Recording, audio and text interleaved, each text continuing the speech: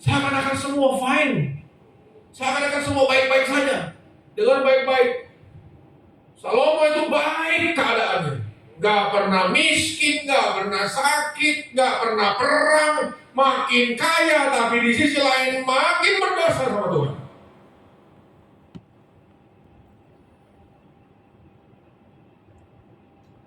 Hidupnya makin berkenan pun Tuhan gak pukul dia. Nanti di masa tua baru Tuhan bangkitkan lawan-lawan yang ditakuti oleh Salomo. Tapi selama itu, istri 700 Bapak Ibu. Gak cukup gundik 300, saya juga bingung. Istri 700 gak cukup, tambah gundik lagi 300. Gila manusia. Kekayaannya makin bertambah. Kita gak ada berapa persen dari kekayaannya Salomo. Kandang kudanya aja berapa ribu. Belum makanan-makanan yang ada di mejanya. Waduh, tepung-tepungnya ampun itu. Saya pernah hitung tepungnya itu satu hari itu berapa ton. Baru tepungnya, sudah bisa bayangin. Tepungnya itu ton-tonan kalau dihitung dengan ukuran kilogram. Kayanya luar biasa. Dan Tuhan cuma nasihati dia 2 kali. Dan 2 kali itu dia tidak mendengar. Tuhan biarkan dan Tuhan tidak pukul saudara. Makin makmur hidupnya, nambah terus istrinya, keren gak? Tiap raja yang datang bawa peti, makin tambah, rekening tambah. Tapi hidupnya makin gak berkenan kepada Tuhan. Solusinya cuma satu, at least berusahalah berkenan kepada Tuhan. Dalam hal apapun berusahalah berkenan kepada Tuhan. Bahkan dalam pertemanan berusahalah berkenan kepada Tuhan. Kalau ada temanmu bengkok, engkau datang di situ untuk meluruskan. Kalau ada jemaat yang salah, engkau datang pada dia meluruskan.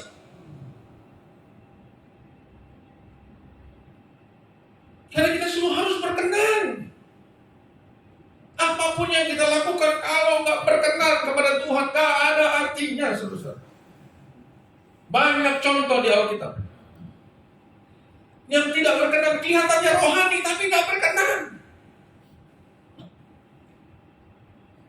Anak-anak Imam Harun, dia pikir melayani itu semaunya dia sendiri, dia pakai api yang Tuhan tidak mau.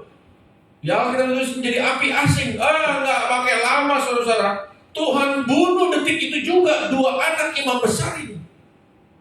2 anak Harun dibunuh detik itu juga oleh Tuhan. Dan lebih gilanya Tuhan bilang begini, jangan ada yang menangisi mereka ya, atau aku hukum kalian. Bahkan orang tuanya pun Harun tidak boleh menangisi anak yang dipukul oleh Tuhan. Kenapa? Dengan kata lain, kalau mereka menangisi, mereka sedih, mereka menggerutu, mereka marah, seakan-akan Tuhan salah. Tuhan gak mau. Kamu yang salah kok. Menangisi yang salah. Tuhan jahat gak? Tuhan jahat gak? Itu masa depannya bilang Tuhan jahat gak? Tuhan bilang jangan tangisi mereka ya. Termasuk Harun pun gak boleh menangisi anaknya yang mati, Tuhan hukum. Jangan tangisi mereka atau aku hukum kalian. Dengan kata lain Tuhan bilang gini, mereka yang mengawur, mereka yang salah, mereka melayani semaunya mereka sendiri. Aku hukum mereka, jangan tangisi mereka, seakan-akan kalau kamu tangisi mereka itu aku yang salah. Melayani pun kalau tidak sesuai dengan cara yang Tuhan mau, Tuhan tidak suka. Tidak berkenan kepada Tuhan. Anak imam gak peduli Tuhan. Imam Eli pun anak-anaknya dibunuh oleh Tuhan. Imam Eli sekalipun matinya gak bagus.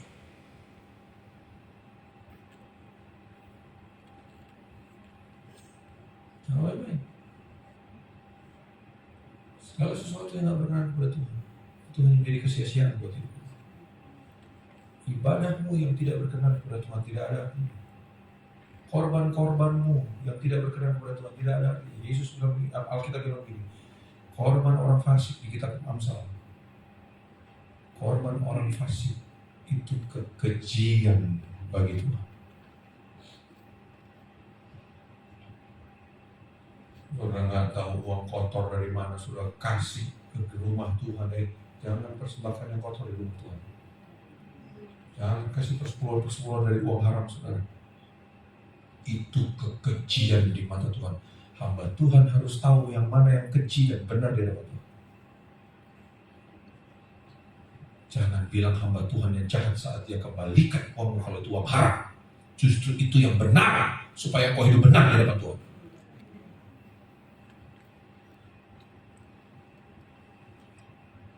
Tuhan gak butuh bantuan manusia.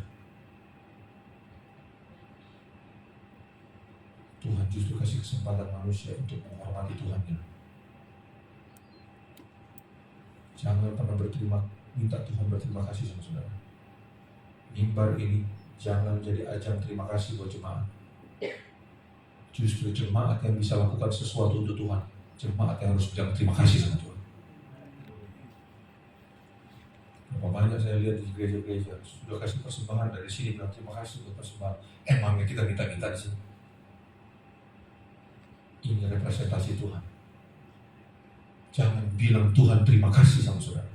Kita yang harus bilang terima kasih sama Tuhan. Saudara jadi pelayan, saudara jadi panitia. Jangan harap gembala bilang terima kasih sama saudara. Justru Anda bisa lakukan yang baik, itu semua datang dari Tuhan. Dan saudara harus bilang terima kasih sama Tuhan. Amin. Amin. Saudara bisa kembalikan persepuluhan, saudara harus bilang terima kasih sama Tuhan. Kalau Tuhan gak berkati usahamu, kerek saudara. Kalau Tuhan gak rahmati 10.000, 1.000 pun saudara ngemis, saudara mengais dari mana pun, kalau Tuhan tutup pintu, saudara gak bisa dapat dari mana. Tapi sekalipun itu banyak, kalau itu Tuhan berkenan, Tuhan kasih buat saudara. Harus berkenan kepada Tuhan. 2 contoh terakhir yang saya ingin jelaskan. Mari kita lihat sebentar, kita Wahyu. Wahyu pasal 3 ayat 14. Bagaimana Allah menegur jemaat Laodikia. Dan yang ditegur pertama kali siapa saudara?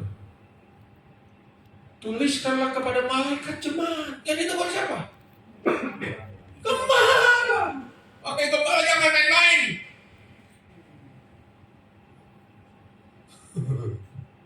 Karena surat itu datang langsung pertama kali straight direct kepada gembala. Gembala itu di Alkitab adalah malaikat jemaat. Malaikat itu apa? Pelindung, penjaga. Dia menjaga jiwamu.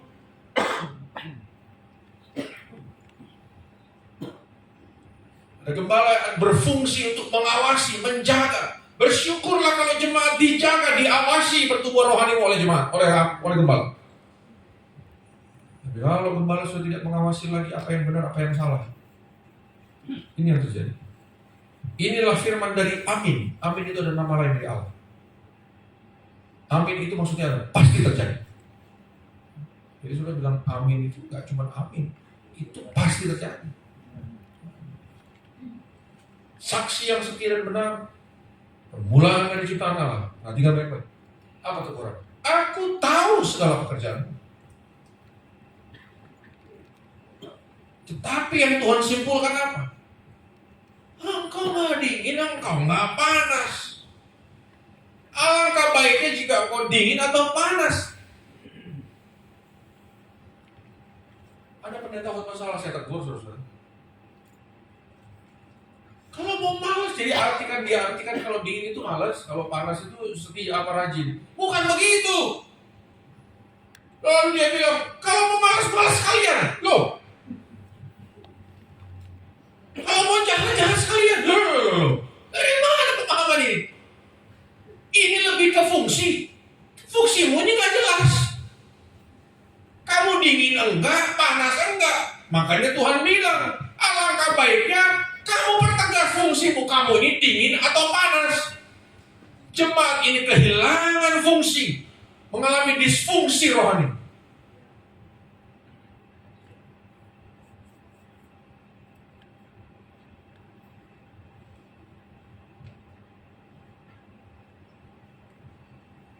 Lalu Tuhan bilang begini, jadi karena kamu nih suam-suamku maksudnya nggak jelas. benar enggak? Sedikit sebentar benar, sebentar jahat. Yang mana sih yang benar? Kamu juga nggak jelas fungsinya apa.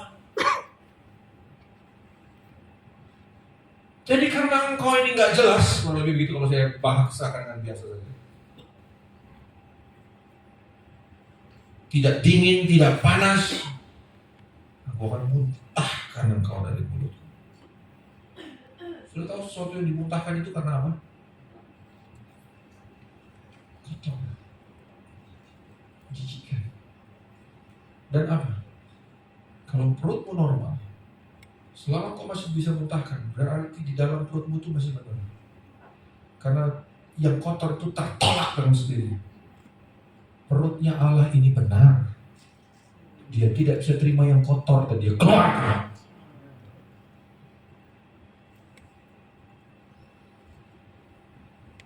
Gak jelas jemaat. Masalahnya mereka mengalami disfungsi rohani justru di saat mereka tahu bahwa mereka sadar. Ayat 17. Kamu bilang aku kaya. Mereka tahu mereka kaya, mereka diberkati. Bahkan Alkitab katakan apa? Dan aku telah memperkayakan diriku. Aku telah multiplikasi kekayaanku. Aku melipat gandakan. Pinter saudara-saudara. Wah, cari cuan jago. Cina lagi. Pinter otak dagangnya. Oh, kasih duit ke dia. Oh, pinter dia kelola. Gak cuma kaya, bahkan aku telah memperkayakan diriku. Makin kaya, makin kaya, makin kaya. Lalu mereka bilang apa? Ya sudah, akhirnya apa? Aku tidak kekurangan apa-apa. Udah makin kaya, saudara-saudara, kurang apa? Beli baju mewah gampang, beli tas mewah gampang, beli mobil mewah gampang, bangun rumah mewah gampang, jalan-jalan Eropa apa semua gampang. Pendeta-pendeta makin kaya juga gampang, sogok pendeta ini gampang. Yang penting dia jadi ketua. Gampang. Udah sama sekarang Bapak Ibu, udahlah.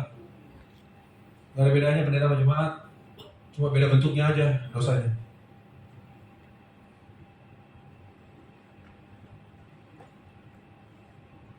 Mereka kehilangan fungsi justru saat mereka kaya. Mereka diberkati bahkan makin kaya. Dan mereka berani declare buat diri mereka, aku gak kekurangan apa-apa sekarang.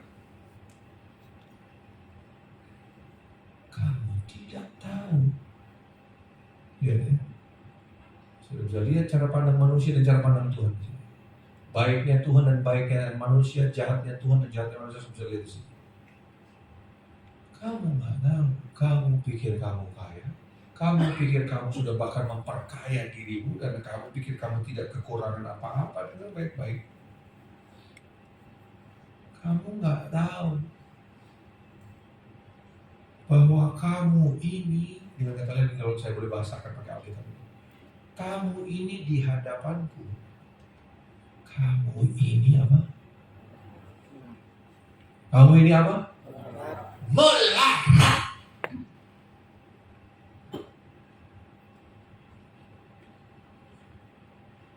They think they're rich.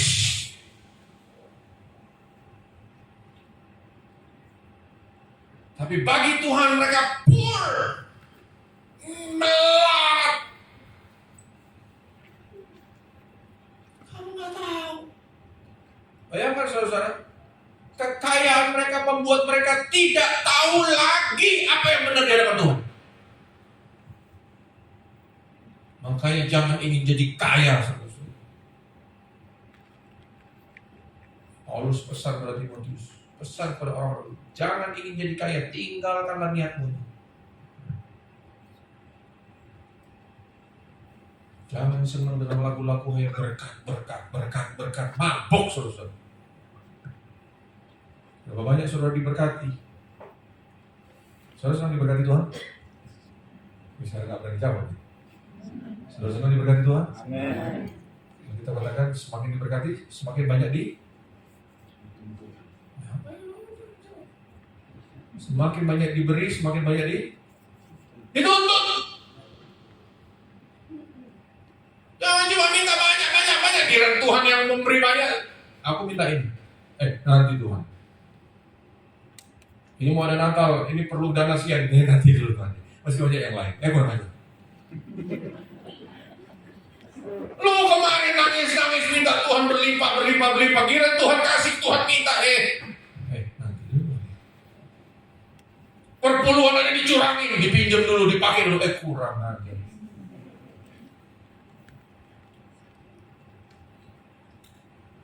Makanya Tuhan senang sama Abraham karena Tuhan bilang ini, karena kamu tidak segan memberikan anakmu yang tunggal. Tuhan lihat ketidakseganannya itu, nggak setengah-setengah, all out. Dia tahu Tuhan yang kasih, Tuhan meminta kembali. Kita banyak curang sama Tuhan. Tuhan berkati banyak, giliran Tuhan minta untuk pekerjaannya mikir. Pelayanan sedikit banyak, protes.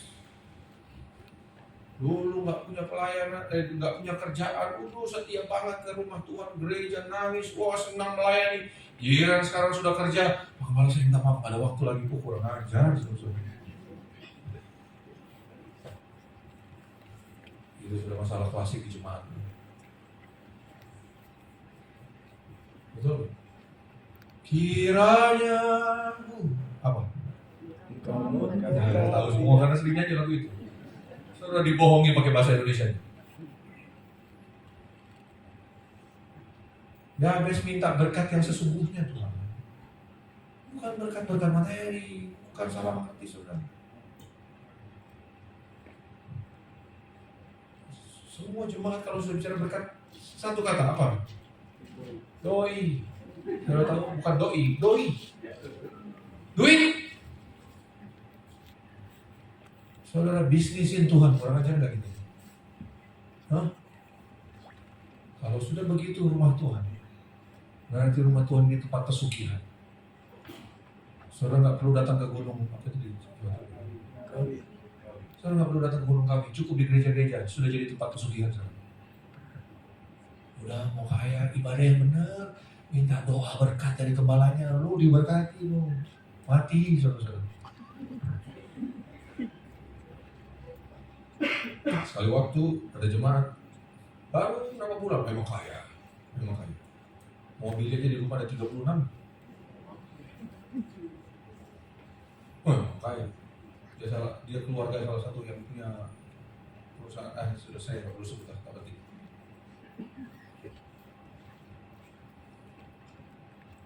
Tiap hari makan di restoran, heran saya, duit nggak habis.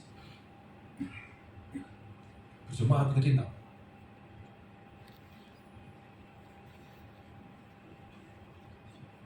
Sekali waktu setelah beberapa bulan, saya diundang dia mau buka salah satu restoran mewah di Surabaya. Agam, tolong doakan restoranku. Restoran saya baru buka ini, chefnya aja dari Dubai boy. Wah, gaji chefnya lebih besar daripada perpuluhannya.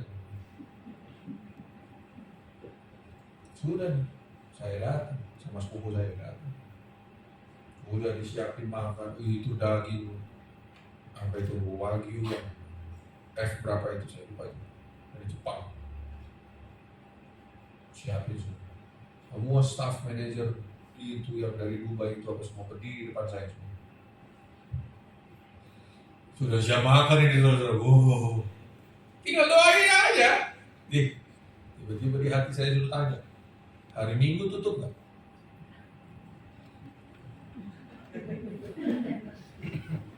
You know why? Karena itu hari Sabat. Tuhan cuma bilang 6 hari lamanya kamu sudah bekerja. Aku kasih kamu 6 hari. 1 hari tutup dari semua pekerjaan-pekerjaan. Jangan bilang, itu kan Taurat. Sabat itu sebelum Taurat sudah ada. Pakai alasan macam-macam. Sudah 6 hari Tuhan kasih kesempatan kerja. Hari ke-7 Tuhan minta berhenti, istirahat itu untuk Tuhan. Hari yang dikhususkan, hari yang mulia. Masih dipakai juga buat kerja. Memang kita ini. Yang kita kejar bukan kebenaran lagi, tapi uang terus. Ya, saya tanya begitu saudara. Tutup. Wah, nggak bisa makan minggu justru rame-rame. Apa? Kamu tahu yang saya ajar selama ini? Tapi nggak bisa Bapak. Oke, nggak bisa? Oke. Saya suruh sepupu saya doain, saya nggak mau. Saya nggak mau. Jahat. Ya. Jahat plus bego lagi. Kakak bro. Kakak. Lu kehilangan kakak, lu tergereja lu gimana lagi mau bangun lagi lu. Kehilangan kakak bego lu. Karena saya biasakan rumah Tuhan tidak didasarkan atas kekayaan jemaat. Kalau Tuhan gak suruh bangun, saya gak akan bangun. Biar jemaat kaya-kaya. Tapi sekalipun jemaat miskin, kalau Tuhan suruh bangun, saya bangun. Tidak tergantung pada jemaat. Saya gak mau doain. Saya bilang sepupu saya, tolong doain. Saya gak mau. Pada lihat saya terbilang, saya langsung ambil sikap berdoa. Saya bilang, doain. Sepupu saya. Doain. Doain, selesai. Kalau udah siapin, saya makan. Habis itu saya pulang. Mulai hari itu gak ke gereja lagi. Terus lu pikir gua mau besuk? Kagak. Kalau mau terima firman, terima dengan kerendahan hati. Bukan dimanja-manjakan, gak ada cerita. Saya gak butuh duitmu, saya butuh jiwamu, mau selamat apa enggak? Benar, saudara. Jemaat yang cuma ikut-ikut streaming, wah kasih persepuluhan, saya balikin persepuluhannya.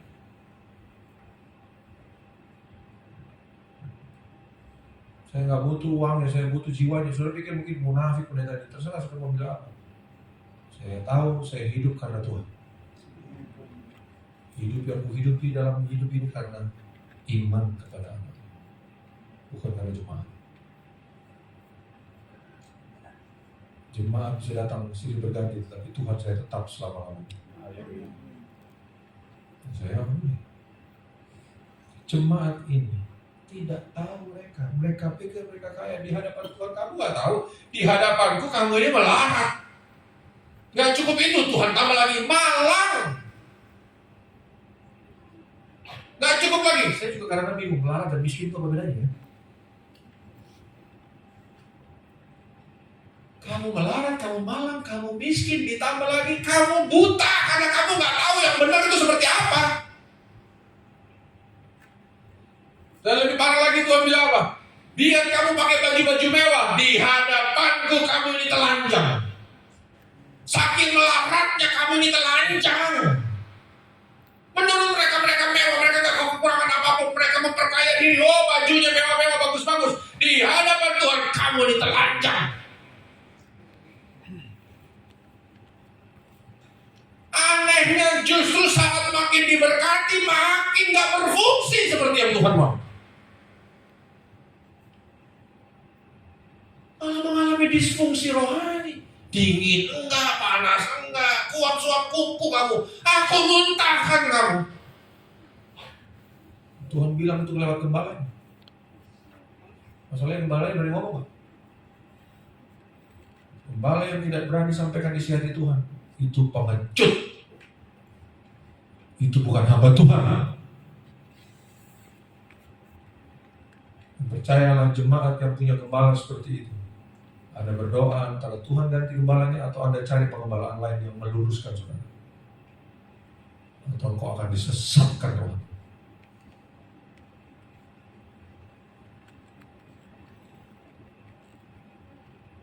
Mereka hidup tidak berkenan di hadapan Tuhan. Maka aku menasihatkan engkau supaya kau membeli daripadaku emas yang jadi murni dalam api, emas berbicara tentang firman. Janji Tuhan adalah janji yang murni. Kalau kau hidup punya firman, sesuai firman hidupmu, Di situ Tuhan bilang, itulah kekayaan yang sesungguhnya. Agar kamu menjadi kaya. Di hadapan Tuhan, jemaat yang kaya adalah jemaat yang berkenan kepada Tuhan. Jemaat yang kaya adalah jemaat yang hidupnya sesuai dengan apa yang firman mau.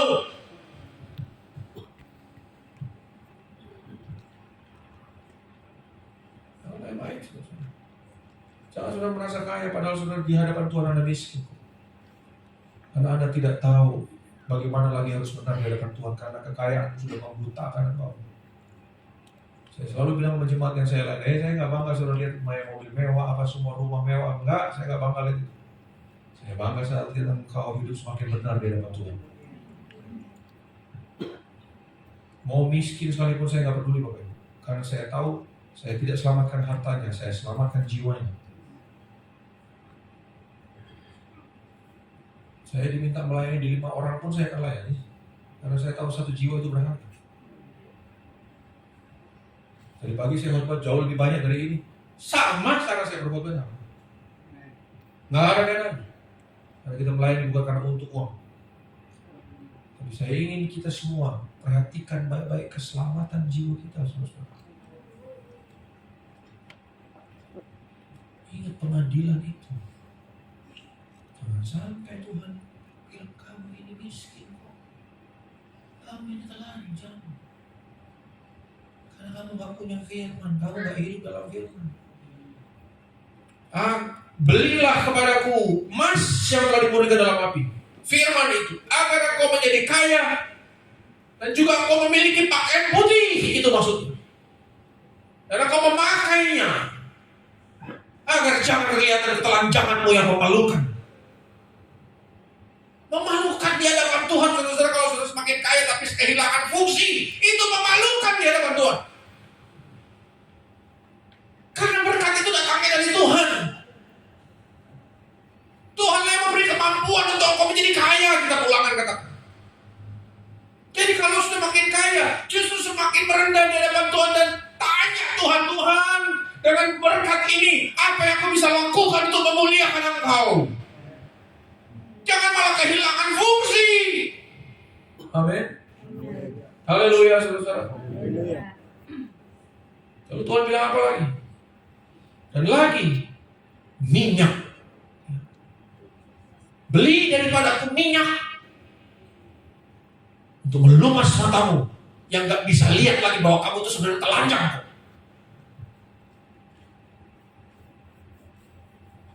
Lihat, jangan pakai cara melihat manusia. Lihat jangan dari sudut pandang daging, tapi lihat dari sudut pandang firman. Lihat dari sudut pandang roh.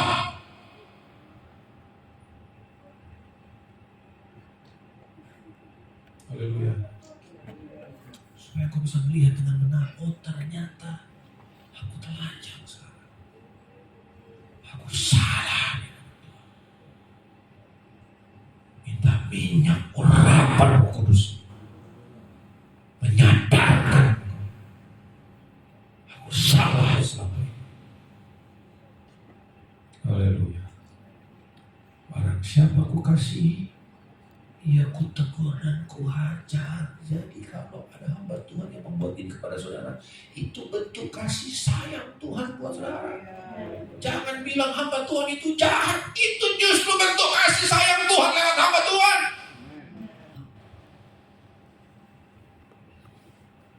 Bahaya kalau gembalamu terlalu jaga perasaanmu lebih dari jaga perasaan Tuhan. Akhirnya tidak berani menegur saat engkau salah sekali.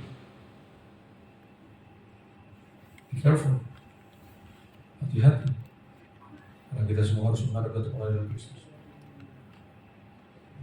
Hati-hati saat saudara merasa saudara semakin dipakai oleh Tuhan, semakin dibela oleh Tuhan, semakin dipenuhi dengan berkat-berkat, tapi semakin melenceng. Satu contoh lagi. Hakim-Hakim pasal 8.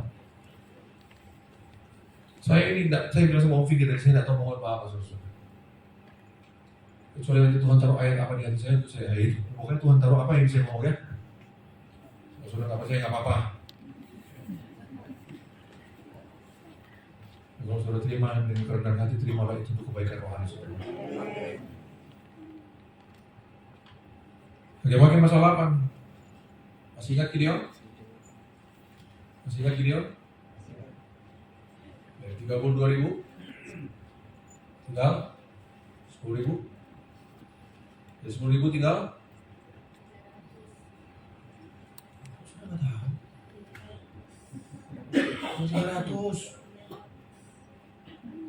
Dan dengan 300 Tuhan pakai Gideon menang, dibela Tuhan. Tapi apa yang terjadi di ayat 22? Gideon berkata orang Israel kepada Gideon, biarlah engkau memerintah kami, baik engkau, baik anakmu ataupun cucumu, sebab engkaulah yang telah menyelamatkan kami dari tangan orang Midian. Masih bagus Gideon bilang begini, aku tidak akan memerintah kamu, dan juga anakku tidak akan memerintah kamu, tapi Tuhan yang memerintah kamu. Wah, bagus, cakap ini, bagus prinsip. Jangan aku cuma manusia biasa, Tuhan yang akan perintah. Tapi dia merasa dia dipakai Tuhan dan dia bisa ambil keputusan seperti yang dia mau. Dia gak peduli lagi itu berkenan sama Tuhan atau tidak. Dia bilang begini, tapi ada satu hal yang aku minta kepada orang Israel. Aku cuma minta satu hal. Dia sudah mulai pakai keinginannya saudara. Dia merasa dia hamba Tuhan, dia merasa dia dibela Tuhan. Lalu dia punya keinginan. Masalahnya keinginan yang ngawur. Baiklah, kamu masing-masing memberikan anting-anting dari jarahannya. Karena musuh itu beranting-anting emas, sebab mereka orang Ismail. Jawab mereka, kami mau memberikannya dengan suka hati. Dan setelah dihamparkan sehelai kain, maka masing-masing melemparkan anting-anting dari jarahannya ke atas kain itu. Adapun berat anting-anting emas yang dimintanya itu ada 1.700 sikal emas, belum terhitung bulan-bulanan, perhiasan telinga, dan pakaian kain ungu muda yang dipakai oleh raja-raja Midian, dan belum terhitung kalung rantai yang ada pada leher unta mereka. Tujuannya apa? Gideon membuat efod dari semuanya itu dan menempatkannya di kotanya di Ofra. Di sanalah orang Israel berlaku serong dengan menyembah efod itu. Pengkultusan secara fisik. Gideon merasa dipakai Tuhan, dibela Tuhan, tapi dia jadi arogan, jadi sombong, jadi semaunya sendiri, gak mau tahu apa yang berkenan sama Tuhan apa tidak. Dia permainkan bangsa Israel, dia minta apa yang Tuhan tidak suka. Cuma karena bangsa Israel senang sama Gideon, wah sudah, ini hamba Tuhan semaunya sendiri. Dia bentangkan kain dan dia mau bikin kain efod dari semua jarahan-jarahan itu. Dan akhirnya mereka minta orang Israel menyembah kain efod itu. Di sana orang Israel berlaku serong dengan menyembah kain efod. Inilah yang menjadi jerat bagi Gideon dan seisi rumahnya. Dan setelah itu Gideon mati, bangsa Israel rusak lagi. Hati-hati saudara, siapapun saudara semakin dipakai Tuhan, jangan ambil keputusan-keputusan yang tidak berkenan kepada Tuhan, atau engkau menyesatkan orang lain. Jangan gunakan ornamen-ornamen lahiriah dan engkau kultuskan itu. Karena Gideon merasa dia dibela Tuhan, Gideon merasa dia dipakai Tuhan, dan dia berbuat sesuatu yang Tuhan tidak berkenan kepadanya. Tuhan tidak berkenan atas apa yang Gideon putuskan. Hamba-hamba Tuhan jangan memutuskan sesuatu yang tidak berkenan kepada Tuhan. Justru itu menyesatkan banyak orang. Ini yang menjadi jerat bagi Gideon dan seisi rumahnya. Hati-hati dengan pembelaan-pembelaan Tuhan. Dan itu membuat engkau tidak tanya Tuhan lagi apa yang benar di mata Tuhan dan apa yang berkenan kepada Tuhan. Segala sesuatu yang tidak berkenan kepada Tuhan ini akan mendatangkan dosa dan jerat. Berusahalah berkenan kepada Tuhan. Jadikan Tuhan ukuranmu satu-satunya, bukan dirimu dan bukan hartamu, bukan karuniamu, bukan kehebatanmu, bukan mujizat Tuhan sekalipun. Tapi perkenanan Tuhan itu jauh lebih penting. Itu satu-satunya harus menjadi ukuran kita, supaya kita tidak tersesat. Ingat baik-baik pelajaran Gideon ini. Karena dia merasa dipakai Tuhan, dan dia bisa sesuka-sukanya. Berapa banyak hamba Tuhan semakin dipakai Tuhan dan jadi ngawur.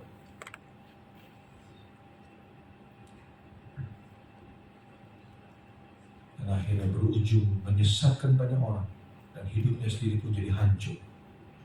Seisi rumahnya pun hancur. Banyak hamba Tuhan yang semakin dipakai Tuhan luar biasa. Ini buat saya juga pelajaran, saudara-saudara. Kalau mau disiplinlah dari sekarang. Pegang firman 100%, jangan setengah-setengah.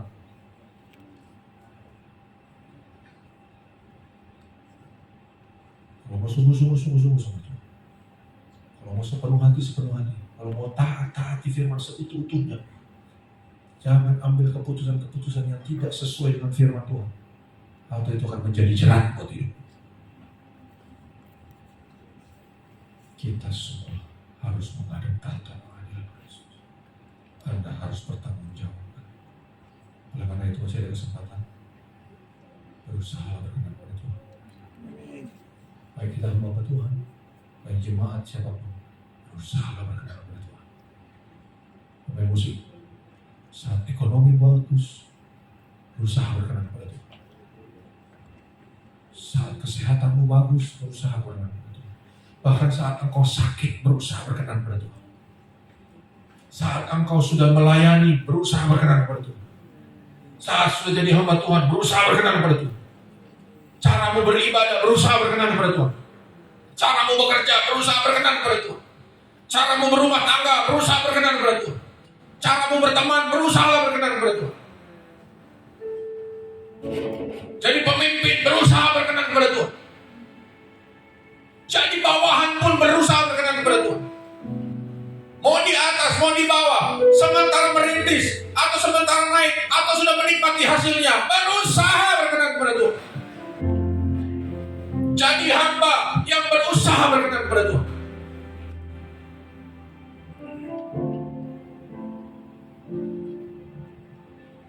Roh Kudus tidak mungkin salah. Firman tidak mungkin salah.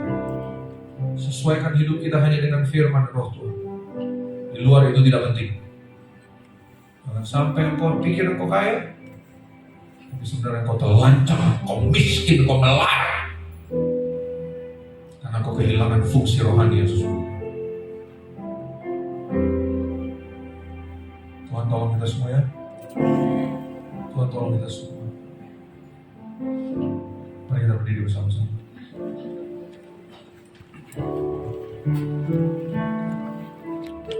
Pelayan juga. Pelayanan kita tidak menyelamatkan kita. Yang menyelamatkan kita adalah hati kita yang benar di hadapan Tuhan. Hidup kita yang benar di hadapan Tuhan. Sesuai dengan firman. Berterima kasihlah kepada Tuhan kalau Tuhan masih cerewet sama saya dan saudara. Kalau Tuhan sudah tidak cerewet lagi kepada kita, jangan-jangan sudah tidak ada Tuhan lagi di hati. Berterima kasihlah kepada Tuhan kalau Tuhan berikan hamba-hamba Tuhan yang benar. Itulah yang akan menyelamatkan jiwa. Paulus ingatkan kepada Timotius, awasilah dirimu dan awasilah pengajaran.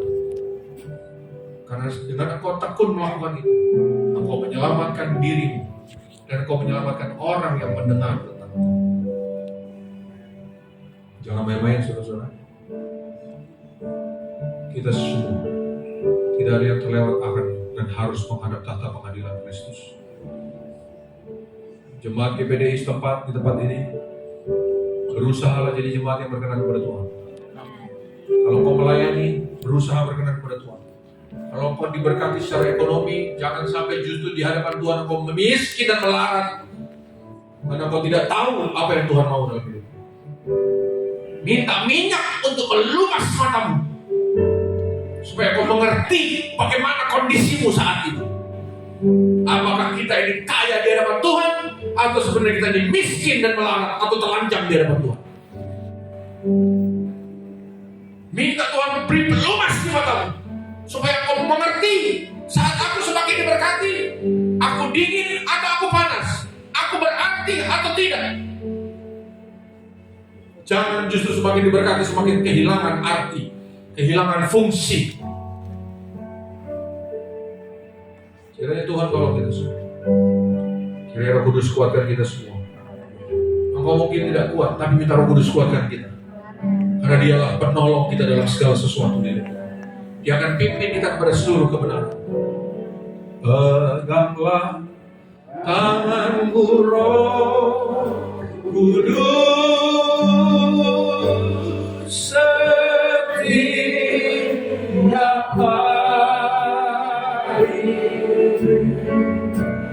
Ku tak dapat jalan sendiri.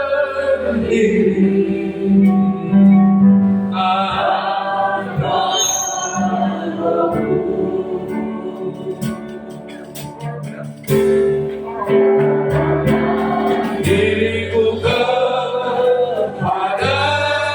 minta Tuhan bawa kepada segala kebenaran.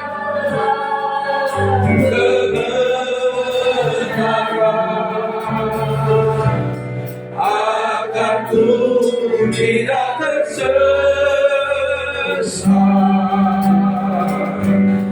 mengikuti dalam.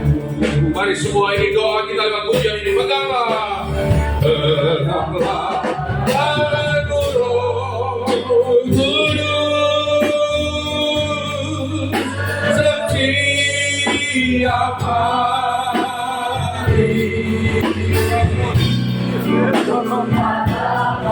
Ayo jemaat, minta sungguh-sungguh, minta sungguh-sungguh, supaya kita tidak tersesat dengan keegoisan kita sendiri, kebodohan kita sendiri, kearoganan kita sendiri. Kepada salah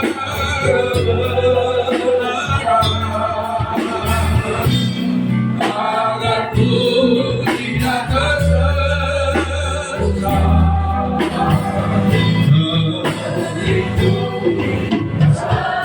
Dengar baik-baik. Dua contoh tadi adalah contoh orang-orang yang tersesat dengan jalannya sendiri. Banyak jalan disangka lurus, tapi ujungnya menuju maut. Tersesat dengan pikiran-pikirannya sendiri, tersesat dengan pemahaman-pemahamannya sendiri, tersesat dengan keegoisannya sendiri, tersesat dengan kearoganannya sendiri, kesombongannya sendiri. Hati-hati tuh. Tersesat dengan cara pandangnya sendiri. Hati-hati cara pandangmu yang tidak dijamah oleh kebenaran firman, oleh Roh Kudus. Itu akan menentukan langkah-langkahmu selanjutnya.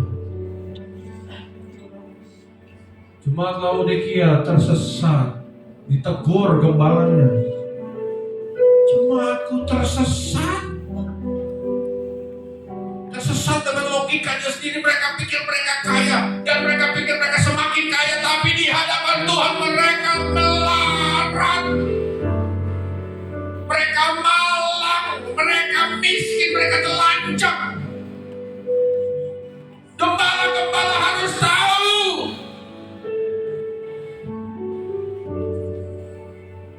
Harus tahu kondisi jemaatmu benar atau salah di hadapan Tuhan. Berkenan atau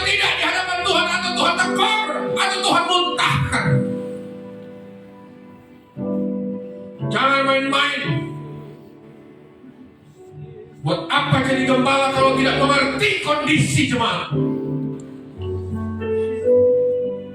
Jadi gembala bukan untuk santai-santai, bukan untuk makan uang jemaat, bukan untuk dapat penghasilan.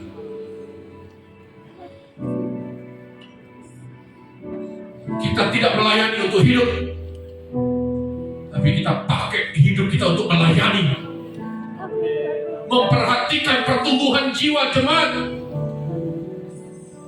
pertumbuhan rohani jemaat.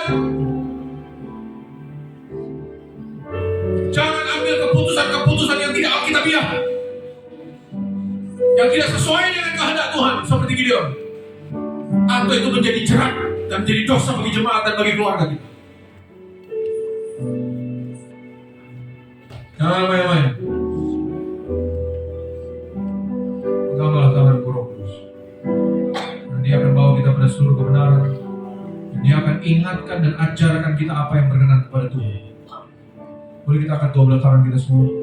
Peganglah tanganku, Roh Kudus. Kita sungguh-sungguh. Setiap hari ku tak dapat jalan sendiri tanpa Roh. Bawalah, semua bilang.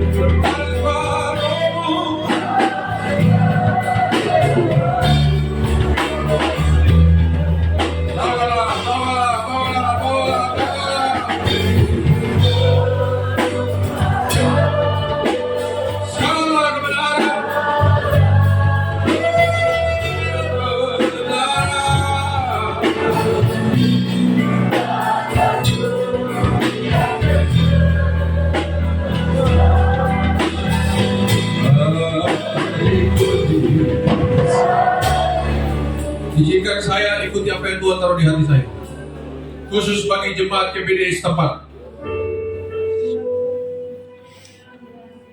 Ini kata-kata muncul di hati saya.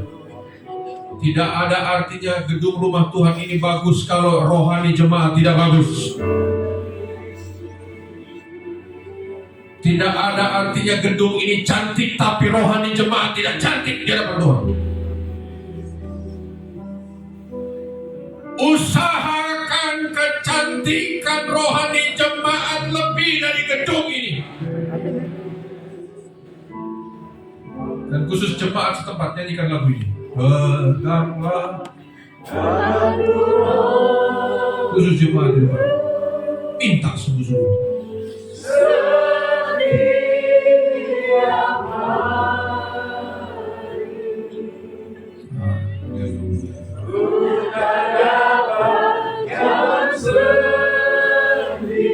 Hati-hati melangkah, jangan salah.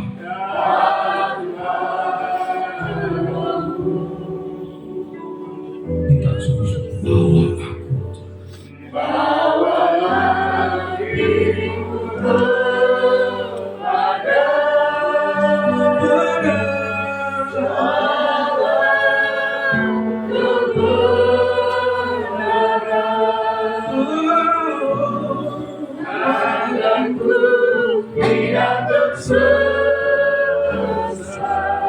mengikuti jalan.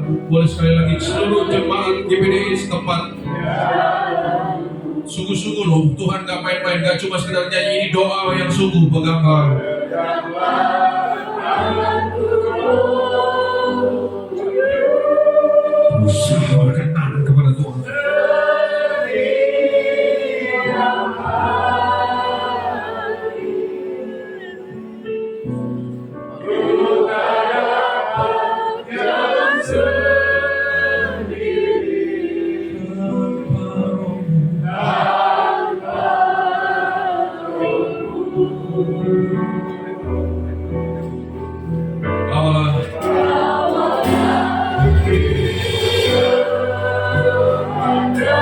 Mari semua kita naikkan ini doa kepada Tuhan. Segala kebenaran agar ku tidak tersesat.